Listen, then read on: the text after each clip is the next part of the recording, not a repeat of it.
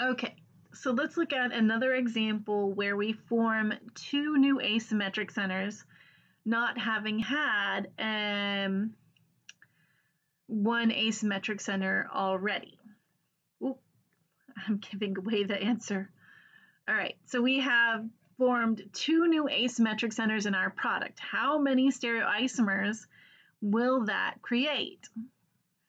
Actually, you do know the answer to this. So if we don't already have an asymmetric center and we create two new asymmetric centers, so we start with 0.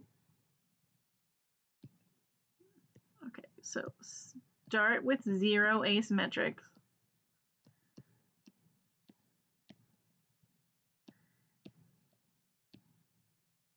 And you create two new, then the total number of stereoisomers in your product that you'll have to draw for your homework is 2 to the n 2 to the n products, which means that the number of asymmetric centers that we generate in the product is 2.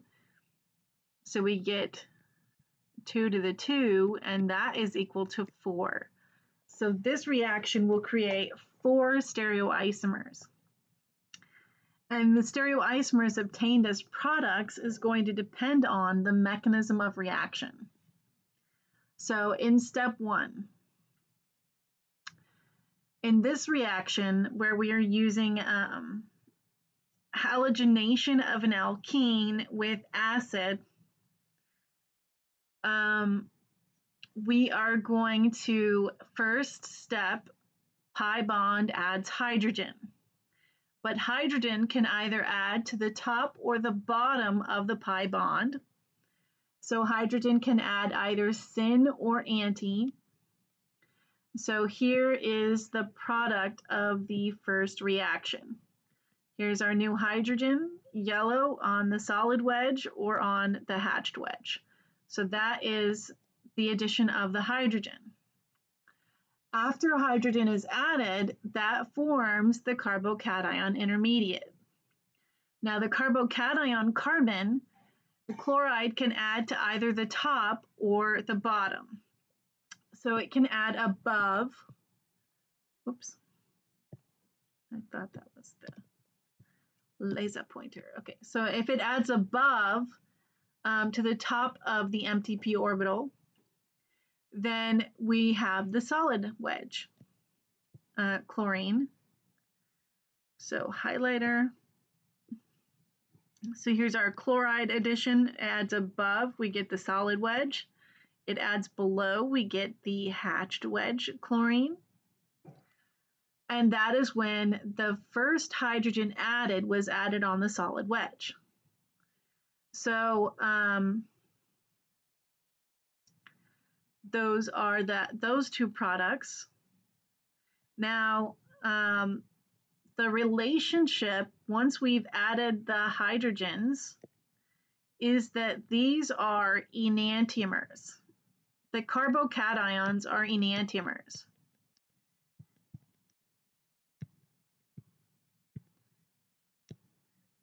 And after that solid wedge hydrogen is added, that asymmetric center is not going to change upon addition of chlorine. So the two products added from the solid wedge hydrogen added are diastereomers.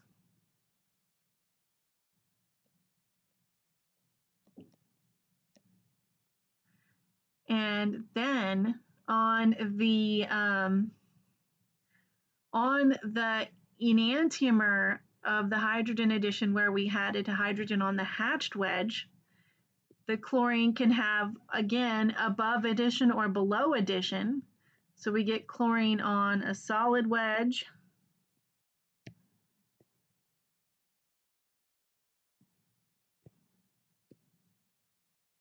Chloride adding on the solid wedge above, or chloride adding on the hatched wedge below. But in this case, the hydrogen has a different, has been added hatched. So the final product is that we have 4 stereoisomers, which represent as two sets of enantiomers.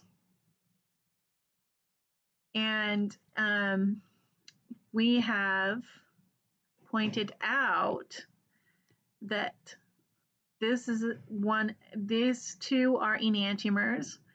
So chlorine is going from hatch to solid, and the hydrogen is going from hatch to solid. So when both asymmetric centers switch between R and S, then if both asymmetric centers change, then it's an enantiomer. If only one asymmetric center changes, it's a diastereomer. So then this is also a set of enantiomers, the two outer ones, because both asymmetric centers switch. Okay? Fun times. Stereochemistry of hydrogen addition. So there are some things that you just have to know and remember how they add. The stereochemistry of the hydrogen addition for palladium over carbon is that the two hydrogens must add syn. So they can either both add to, so wherever the hydrogens add, they must add to the same bond type. So I have this example, and I don't know why that has a positive charge. It needs to be erased. Keep. Erase. Okay. Continuing. All right, so we have an example drawn for you here of 1, 2, 3, 4, 5, 6, 7,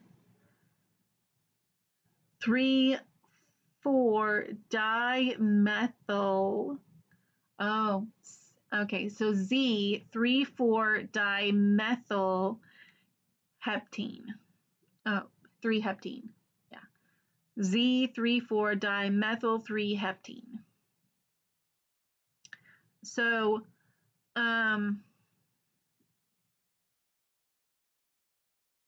when we have this and we perform syn addition of the hydrogens, what we get is that they either both hydrogens add on a solid wedge, or both add on a hatched wedge.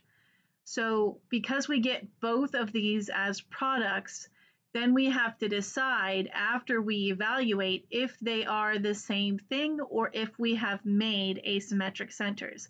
And it turns out that we have made in this molecule a molecule that has two asymmetric centers.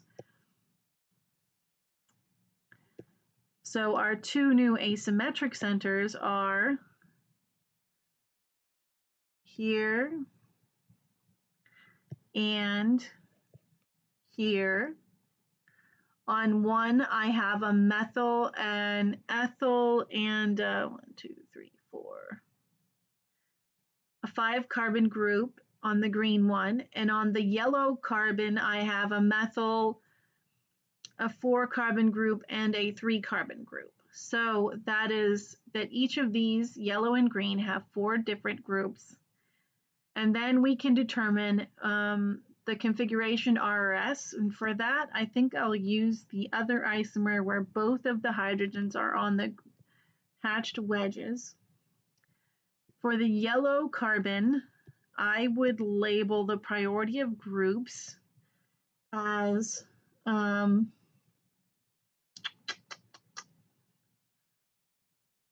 green carbon is 1, the methyl carbon is 3, and the 3-carbon chain is priority 2. So that means that this is going clockwise. So yellow is R when hydrogen is on the hatched wedge, which means it's S for the solid wedge, hydrogen. And then for the green carbon, the priority of groups would be the yellow carbon has priority 1, the ethyl has priority 2, and the methyl has priority 3. And so this is actually going counterclockwise, which means that for the hatched hydrogen green carbon, the configuration is S, which means that when on the green carbon when H is on the solid wedge, it's R. So if I were to name the product for both hydrogens adding on solid wedges, then the molecule that I have produced is 3,4-dimethyl, or I'm sorry, it would be 3R, 4S, 3,4-dimethyl heptane. 3,4-dimethyl heptane.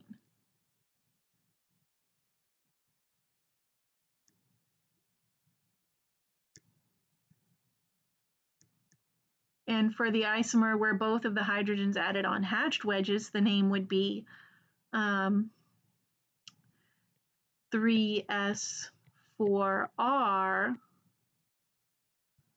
3,4-dimethyl heptane.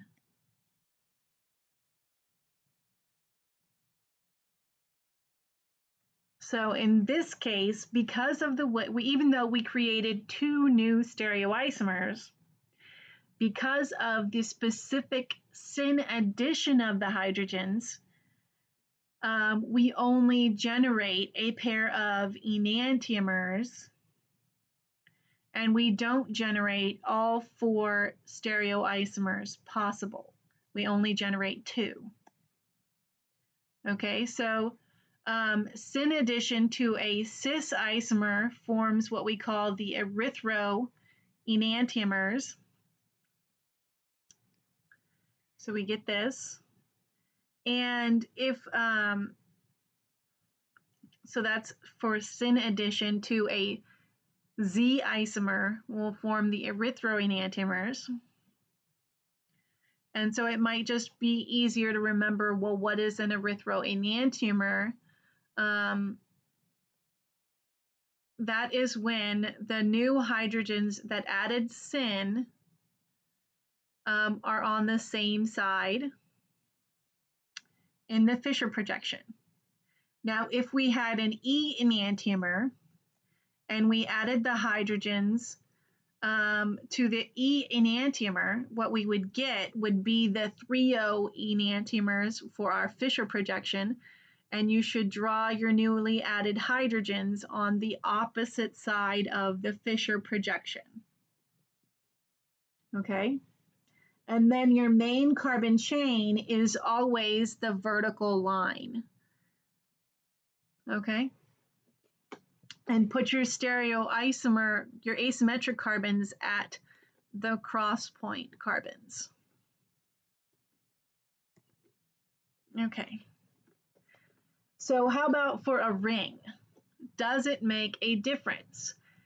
For a ring, syn addition to a cis isomer forms only the cis stereoisomers as products.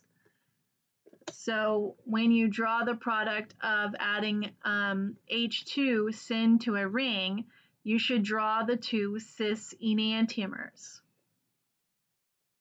with both hydrogens on a hatched wedge or both hydrogens on a solid wedge. And then these products can be written as mirror images. So syn addition to a ring forms only the cis stereoisomers. That means that for a ring, adding H2PDC to a ring will never ever create the trans stereoisomer.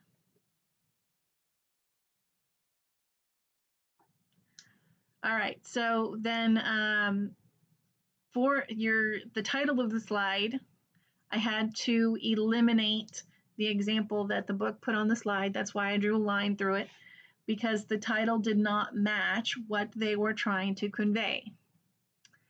So looking at a ring, if the substituents are the same, so if on our pi carbons we have the same groups substituted at each pi carbon.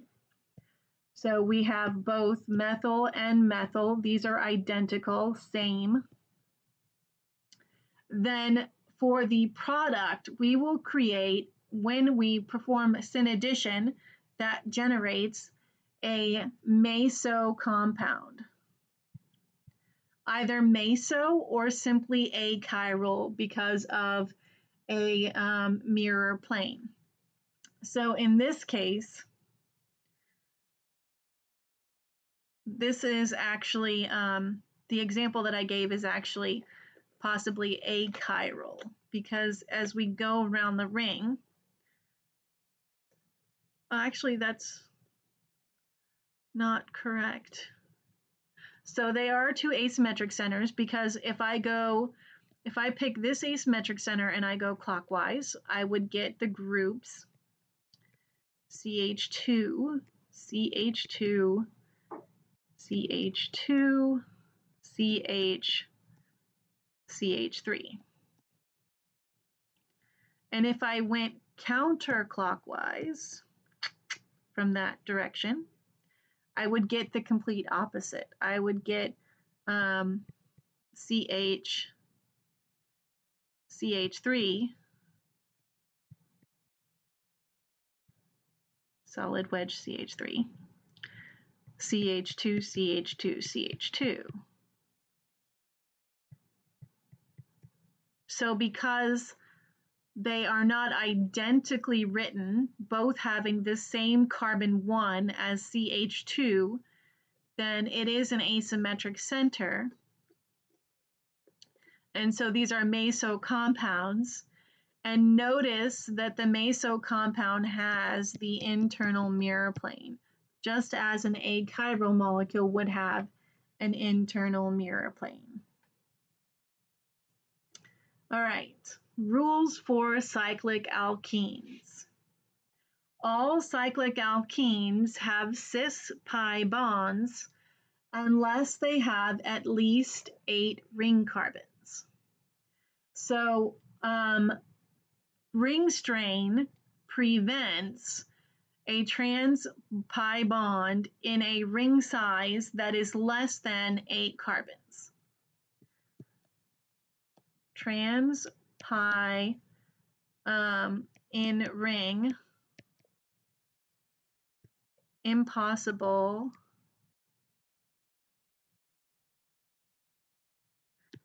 with less than 8 carbons.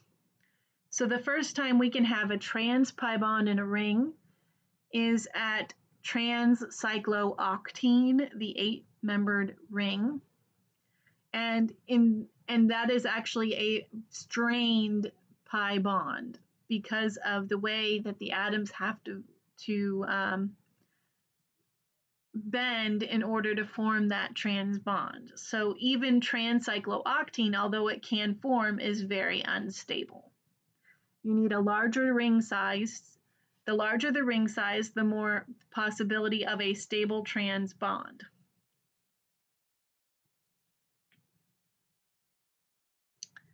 Okay, stereochemistry of the peroxyacid addition. Anytime we form 2 bonds at the same time, we will always have syn addition of the 2 new bonds. So when we have peroxyacid addition, it is by necessity a syn addition. So if you have the simultaneous formation of 2 bonds, then those 2 bonds will always be syn bonds. Okay, syn addition to a cis isomer forms only the cis enantiomers.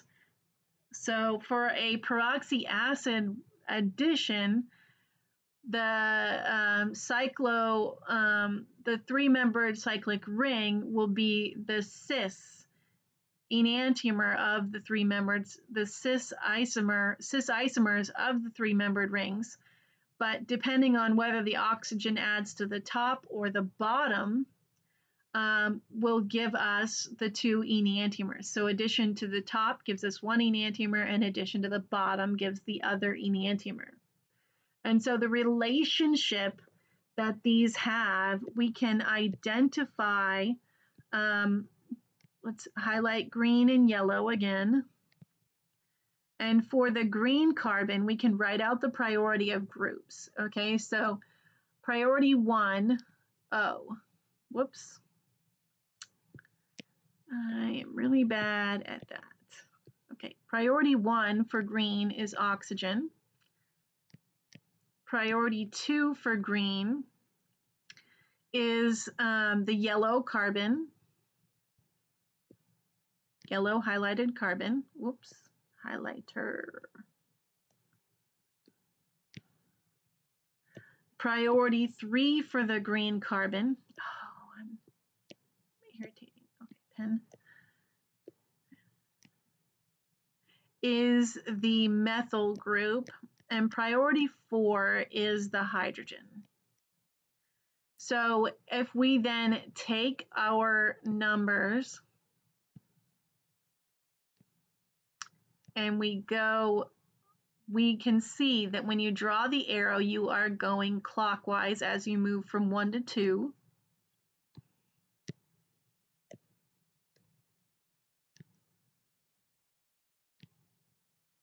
And 2 to 3.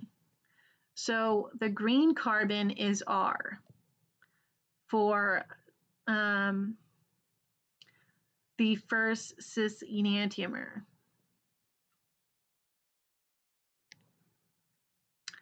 Then the yellow carbon, and I'm going to erase the numbers and the arrows for the green carbon. We can also write out its priority of groups, so it should still be 1 is oxygen, 2 is the green carbon,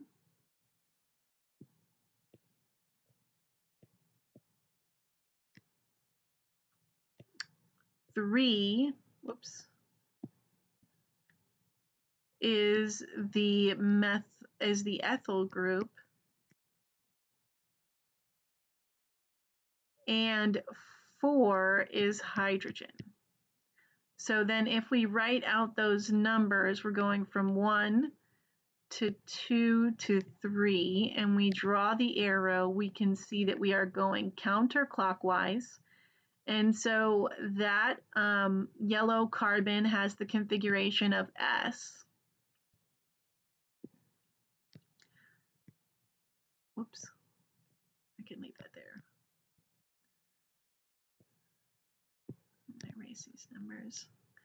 So for the first structure that is in the products, at the product at the left, it has the configuration of RS, and that means that its enantiomer has the configuration of SR, and we create the 2 cis enantiomers. And when we can also draw it. One easy way to draw both products is that if you know the reaction is going to create a pair of enantiomers, then you can draw one product and afterwards draw the mirror image of that product. So I draw the green line in there to put a mirror in, and then I can, on the other side of the line, draw the mirror image.